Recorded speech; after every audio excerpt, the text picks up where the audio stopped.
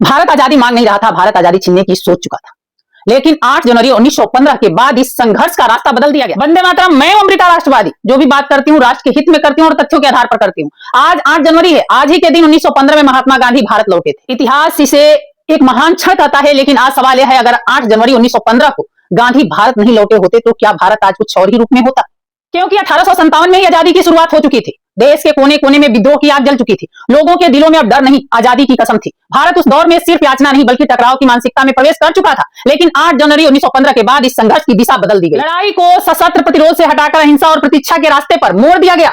एक बड़ा सवाल आज भी खड़ा है, क्या इतिहास की सबसे क्रूर औपनिवेशिक ताकत सिर्फ अहिंसा से सत्ता छोड़ती? अगर ऐसा होता तो बहुत पहले ही भारत छोड़ चुके होते। गांधी नहीं आए होते तो शायद आजादी बहुत पहले मिल गई होती। देश का बंटवारा अलग ढंग से होता, सीमाओं पर अस्थायी विवाद न होते और भारत एक निर्णायक राष्ट्र के रूप में उभरता। यह कहना गलत नहीं होगा कि 8 जनवरी 1915 ने भारत को आजादी दिलाने में देरी कर दी और साथ ही देश को एक बहुत बड़ी उनकी कीमत भी चुकानी पड़ी।